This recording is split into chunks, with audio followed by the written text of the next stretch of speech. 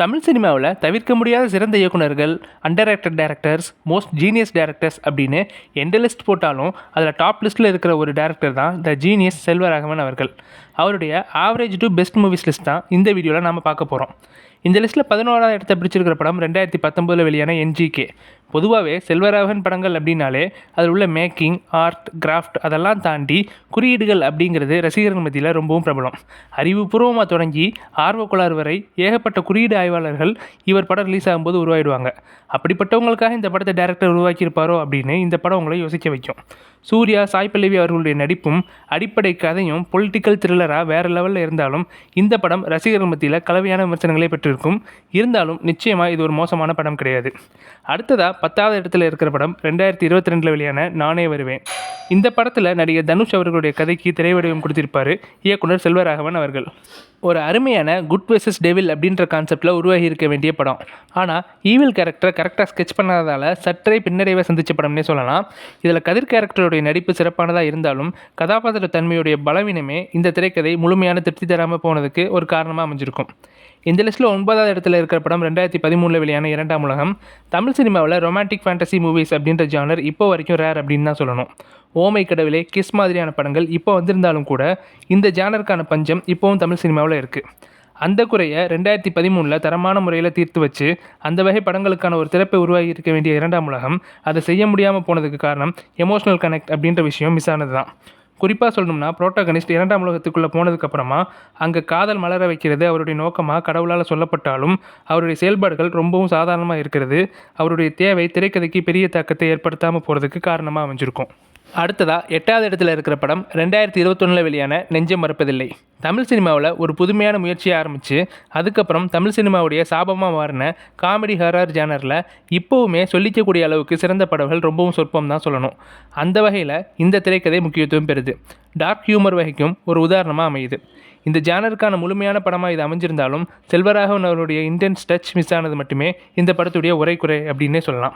இந்த லிஸ்ட்டில் 7வது இடத்துல இருக்கிற படம் 2007 வெளியான தெலுங்கு படமான ஆடவரி மாட்லாக்கு அர்த்தலே வருலே என்ற படம். இதற்கான தமிழ் அர்த்தம் பெண்ணின் வார்த்தைக்கு வெவ்வேறு அர்த்தங்கள் உள்ளன அப்படிங்கிறது தான். இந்த படம் 2008 இயக்குனர் மித்ரன் ஜவஹர் இயக்கத்தில் யாரடி நீ மோகினின்ற பேரில் தமிழ்ல ரீமேக் ஆச்சு. ரெண்டுலேயுமே விமர்சன ரீதியாகவும் வியாபார ரீதியாகவும் பெரிய வெற்றி பெற்றுச்சு. ஒரு முக்கோண காதல் கதையை இவ்வளவு அழகமாகவும் அழுத்தமாகவும் பதிவு செஞ்சது மட்டும் இல்லாமல் தந்தை மகன் உறவுக்கான பிணைப்பையும் ஆழமாக பதிவு செஞ்சுருக்கோம். இந்த லிஸ்ட்டில் 6வது இடத்துல இருக்கிற படம் 2002 வெளியான துள்ளுவதோ இளமை. வியாபார நோக்கத்துக்காக இந்த படத்துடைய இயக்குனர் கார்டில் இயக்குனர் கஸ்தூரிராஜா பெயர் இடம்பெற்றிருந்தாலும் இந்த படத்தை பெரும்பான்மையாக தான் இயக்குனதாக சில இடங்களில் செல்வராகவன் அவர்களை பதிவு செஞ்சுருப்பார். காதல்னாலே அழகானது, கவித்துவமானது அப்படின்ற மாதிரியான போலி புனிதங்களை உடைக்கிறதுல தான் செல்வராகவன் அவர்கள் எக்ஸ்பர்ட்டு. காதலுடைய டார்க் சைடு பக்கங்களை வெளிச்சம் போட்டு காண்பிக்காமல் அதை டார்க்காகவே காட்டுற செல்வராகவன் டச் இந்த படத்துலேருந்தே தொடங்கிச்சுன்னு சொல்லலாம். டீனேஜ் மூவிஸ் அப்படின்னாலே அது ஒரு செக்ஸ் படங்களோட டைல்யூட்டர் வெர்ஷன் அப்படின்ற கான்செப்டை உடைச்சு அந்த ஜானர்லையும் அழகான அழுத்தமான திரைக்கதையால் ஒரு புது வெளிச்சம் கொடுத்திருப்பார் செல்வராகவன். இந்த லிஸ்ட்டில் 5வது இடத்துல இருக்கிற படம் 2011 வெளியான மயக்கம் என்ன. இயக்குனர் செல்வராகவன் அவர்களுடைய one of the masterpiece அப்படின்னே பலரும் கருதுகிற படம். எந்த சூழ்நிலையிலையும் தன்னோட பேஷனை விட்டுறக்கூடாது அப்படின்ற நினைக்கிற ஒரு இளைஞனுடைய வழியையும் அதனால் உண்டாகிற வழியையும் அழுத்தமாக சொன்ன படம். ஆனாலும் இந்த படத்துக்கு நான் 5th பிளேஸ் கொடுக்கறதுக்கு ஒரே காரணம் பிடிச்ச வேலையை செய்யணும் இல்லைனா செத்துறணுன்ற மாதிரியான பிற்போக்குத்தனமான டைலாக்ஸ். குறிப்பாக ஹீரோ காட்டுக்குள்ளே தங்க வேண்டிய சூழலில் அவரோட ஃப்ரெண்ட் ஸ்டார் ஹோட்டலில் தங்குறதுக்கு காசு நான் தரேன்டான்னு சொல்கிற அளவுக்கு அடுத்த வேலை ஃபினான்ஷியல் ப்ராப்ளமே இல்லாத ஒரு பர்சன் இந்த மாதிரியான டைலாக்ஸ் பேசுகிறது ஒர்த்து இல்லை. ஒர்த்தாக இருந்தாலும் அந்த டைலாக் தப்புன்ற என்னுடைய தனிப்பட்ட கருத்துனால தான் இந்த படத்துக்கு நான் 5th பிளேஸ் கொடுக்குறேன். இந்த லிஸ்ட்டில் 4வது இடத்துல இருக்கிற படம் 2004 வெளியான 7G ரெயின்போ காலனி. நான் முன்னமே சொன்ன மாதிரி டார்க் சைட் ஆஃப் லவ்வில் எக்ஸ்பர்ட்டான செல்வராகவன் அப்படிங்கிறதுக்கு உச்சக்கட்ட உதாரணம் தான் இந்த படம்.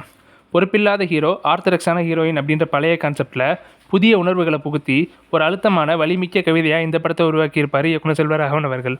ஒரு தேவதாஸ் பாணி திரைக்கதையுடைய அப்டேட்டட் வெர்ஷனான இந்த கதை தமிழ் சினிமாவில் ஒரு தவிர்க்க முடியாத இணையான கார்த்திக், அனிதா அவர்களுடைய உறவு சிக்கலை உளவியல் ரீதியாக அணுகி காதலுடைய புதிய பரிமாணத்தையே புதுமையாக சொல்லியிருக்கும். இந்த லிஸ்ட்டில் 3வது இடத்தை பிடிச்சிருக்கிற படம் 2003 வெளியான காதல் கொண்டேன். இந்த படத்தில் வர்ற புரோட்டாகனிஸ்ட் வினோத்துடைய கேரக்டர் ஜார்னி பற்றின ஒரு டீட்டெயில் அனலிசிஸ் வீடியோ ஆல்ரெடி நம்ம சேனலில் போட்டிருப்போம். அந்த வீடியோவை பார்த்தா காதல் கொண்டேன் எந்த வகையில் சைக்காலஜிக்கலாகவும் மியூசிக்கலாகவும் கிளாசிக்காக இருக்குது அப்படிங்கிறத நம்மளால் உணர முடியும். ஒரு தனி மனிதனுடைய தாழ்வு மனப்பான்மை, காதல், குற்ற உணர்ச்சி, வலி, பொசசிவ்னஸ், சைல்ட்ஹுட் ட்ராமா, அதனால் உண்டாகிற மனப்பிறழ்வு அப்படின்னு ஒரு முழுமையான வாழ்க்கையை எந்தவித மேற்பூச்சும் இல்லாமல் வெளிப்படையாக சொல்லியதன் மூலம் இயக்குனர் செல்வராகவன் அவர்கள் அதுவரைக்கும் தமிழ் சினிமாவில் சொல்லப்பட்டு வந்த பல மேலம்போக்கான சிந்தனைகளை உடைச்சிருப்பார்.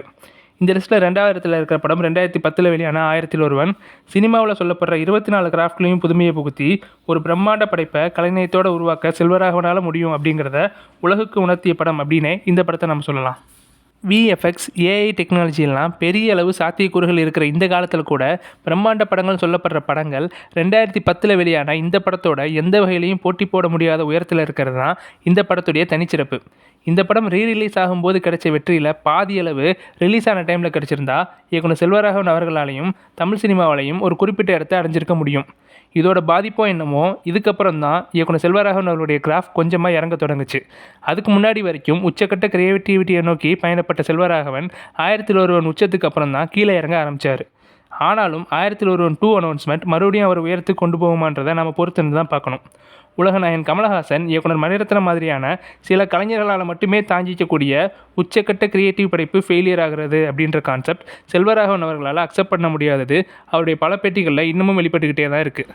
இருந்தாலும் அதை அவர் ஏற்றுக்கிட்டால் தமிழ் சினிமாவுக்கு அதை விட பெரிய நல்லது எதுவும் இருக்க முடியாது. இந்த லிஸ்ட்டில் முதல் இடத்தை பிடிச்சிருக்கிற படம் 2006 வெளியான புதுப்பேட்டை.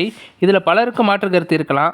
ஆனானப்பட்ட 1000ல் ஒருவன் படத்தையே தாண்டின விஷயம் இந்த படத்தில் என்ன இருக்குது அப்படின்ற பாயிண்ட்ஸோட இந்த படம் எனக்கு பர்சனல் ஃபேவரட்டாக இருக்கிறதுக்கு காரணம் என்ன அப்படிங்கிறதெல்லாம் நான் இந்த வீடியோவில் சொல்ல போகிறது இல்லை. இதுக்காகவே ஒரு டீட்டெயில் அனாலிசிஸ் வீடியோ கூடிய சீக்கிரம் நம்ம சேனலில் வெளிவரும். பார்த்துட்டு உங்களுடைய கருத்தை ஷேர் பண்ணுங்கள். ஸோ இதுதான் நான் உங்ககிட்ட ஷேர் பண்ணணும்னு நினச்ச average to best movies of Selvaraghavan அவர்கள். இந்த வீடியோவுக்கு உங்களுக்கு மாற்று கருத்து, அதாவது மாற்று வரிசை இருந்தால் கமெண்ட்டில் டீட்டெயில்டாக சொல்லுங்கள். இந்த வீடியோ உங்களுக்கு பிடிச்சிருந்தா லைக் பண்ணுங்கள், ஷேர் பண்ணுங்கள், கமெண்ட் பண்ணுங்கள். மறக்காமல் 7 Minute Info சேனலை சப்ஸ்கிரைப் பண்ணுங்கள். குறிப்பாக அந்த பெல் ஐக்கானை கிளிக் பண்ணுங்கள்.